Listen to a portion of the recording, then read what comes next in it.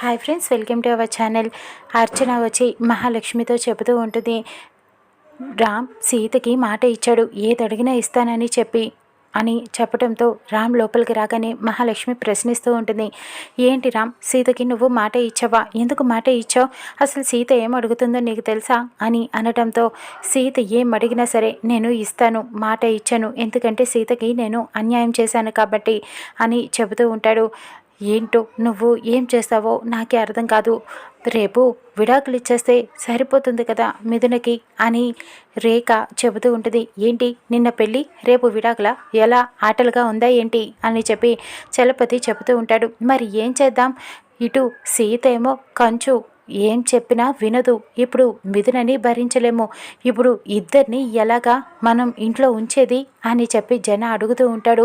ఏదో ఒకటి చేయాలి మహా, నువ్వు ఆలోచించు, ఎవరో ఒకరే ఉంటే బాగుంటుంది అని అనటంతో ఇకప్పుడు మహాలక్ష్మి ఏంటో ఏం చేయాలో అర్థం కావట్లేదు, ఏదో ఒకటి చేద్దాంలే అని చెప్పి ఆలోచిస్తూ ఉంటుంది. ఇది ఇలా ఉండగా అక్కడ సీత, ముఖర్జీ ఇటు సుశీలతో మాట్లాడుతూ జరిగిందంతా తలుచుకొని వీళ్ళు సరదాగా నవ్వుకుంటూ ఉంటారు. ఎలాగైనా సరే మనం మహాలక్ష్మితో ఒక ఆట ఆడుకుందాం అని అనుకుంటూ నవ్వుకుంటూ ఉంటారు. ఇక మళ్ళీ తర్వాత ఏం చేద్దాం అనుకుంటున్నాం అని చెప్పి అడుగుతూ ఉంటాడు ముఖర్జీ. ఏముంది, ఏదో ఒకటి చేద్దాం, నాకు తర్వాత ప్లాన్ కూడా రెడీగా ఉంది బాబాయ్ గారు, నేను ఒక ప్లాన్ చెప్తాను, మీరు ఆ ప్లాన్ ప్రకారమే చేయండి, ఇప్పుడు మహాలక్ష్మికి ఫోన్ చేసి చెప్పండి అని చెప్పి మొత్తం ప్లాన్ అంతా కూడా చెబుతూ ఉంటుంది. నువ్వు పాపం మహాలక్ష్మి, నీ బాధలో పడి రామ్ చాలా ఇబ్బంది పడిపోతున్నాడేమో, మీ ఇద్దరి మధ్యన రామ్ చాలా బాధపడుతూ నలిగిపోతున్నాడు సీత అని అనడంతో, తప్పదు పిన్ని గారు, ఎందుకంటే మామ వాళ్ళందరి మత్తులో పడిపోయాడు, ఇటు మహాలక్ష్మి అత్త చేసిన ప్రతి పని బయటపడాల్సిందే, మా సుమతి అత్తమ్మను చంపించేసింది, పోనీ యాక్సిడెంట్ జరిగిన తర్వాత మళ్ళీ మొహం మారాక ఇంటికి వస్తే అప్పుడు కూడా ఇంట్లో నుంచి తరిమేసింది అత్త కాదు అని చెప్పి అత్తమ్మను చంపించేసింది మహాలక్ష్మి అత్తయ్యే. అసలు తర్వాత రామ్ మామకి నాకు పెళ్లి జరిగిన తర్వాత నన్ను ఒక రాత్రంతా వర్షంలో తడిపిస్తూ బయటే ఉంచేసింది, లోపలికి కూడా రానివ్వకుండా నన్ను రామ్ మామని కలిసి ఉండనివ్వలేదు, మా మధుమిత అక్కని ఇచ్చి పెళ్లి చేయాలని చూసింది. ఇలా ఇన్ని తప్పుల మీద తప్పులు చేసిన ఆవిడ్ని ఎందుకు వదిలేయాలి?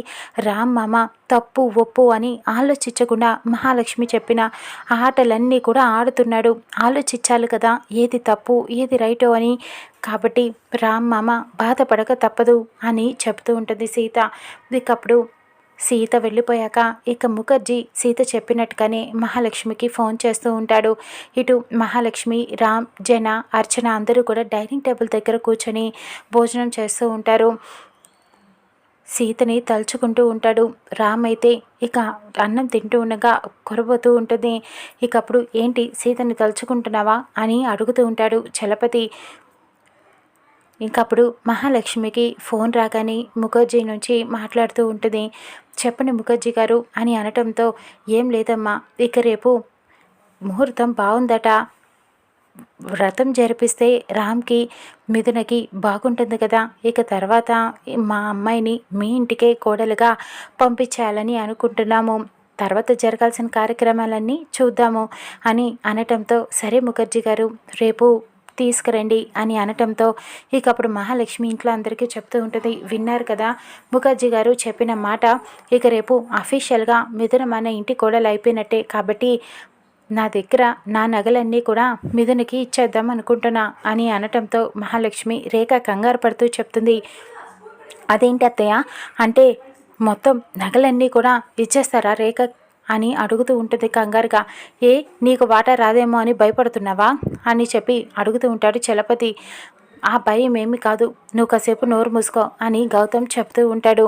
ఇక అప్పుడు మహాలక్ష్మి చెప్తుంది, రామ్ నీకు ముందే చెప్తున్నాను, సీత ఏ గొడవ చేయడానికి రేపు రాకుండా ఉంటే బాగుంటుంది, లేకపోతే ముఖర్జీ గారి దగ్గర మాట వస్తుంది, అసలే పెళ్ళికి చాలా గొడవ అయ్యింది, ఇప్పుడు మళ్ళీ వ్రతం రోజు కూడా ఏదైనా సీత అన్నది అంటే మనకి చాలా పెద్ద మాటే వస్తుంది, కాబట్టి నువ్వే ఏదో ఒకలాగా సీతకి నచ్చ చెప్పు, రేపు రాకుండా చూడు అని అనటంతో ఇకప్పుడు రామ్ సరే నేనే మాట్లాడతాను అని చెప్పి ఇక సీత దగ్గరికి వెళ్ళి కలుస్తాడు.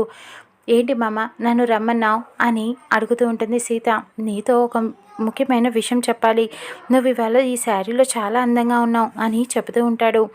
నువ్వు పొగడక్కర్లేదు మామ, ఏదో పని మీద వచ్చావని నాకు తెలుసులే, ఏం పని మీదో చెప్పు అని అనటంతో, అంటే రేపు నాకు మిథునకి వ్రతం చేస్తున్నారు అని అనటంతో, ఏంటి వ్రతం చేస్తున్నారా, ఆ వ్రతానికి నన్ను పిలవటానికి వచ్చావా అని అడుగుతూ ఉంటుంది. అంటే పిలవటానికి కాదు, రావద్దని చెప్పడానికి వచ్చాను సీత అని అంటాడు. అంటే ఏంటి మమ్మ, మనకి పెళ్ళయ్యాక వ్రతం చేసుకున్నామా, మరి ఇప్పుడు మీరెందుకు చేసుకుంటున్నారు అని అలుగుతూ కూర్చుంటుంది సీత. అదేంటి ప్లీజ్, ఇప్పుడు ముఖర్జీ గారి దగ్గర మాట వస్తుంది, తప్పక ఈ వ్రతంలో కూర్చుంటున్నాను అంతే, నీ మీద ప్రేమ లేక కాదు అని సీతకి నచ్చజెప్పుతూ ఉంటాడు. కుదరదంటే కుదరదు మామ, నువ్వు రావద్దన్నా సరే నేను అక్కడికి వచ్చి గొడవ చేస్తాను, నీకు మిథునకి ఎలా వ్రతం జరుగుతుందో చూస్తాను అని అంటుంది. ప్లీజ్ సీత, ఈ ఒక్కసారికి నా మాట విను అని బుజ్జగిస్తూ చెబుతూ ఉంటాడు.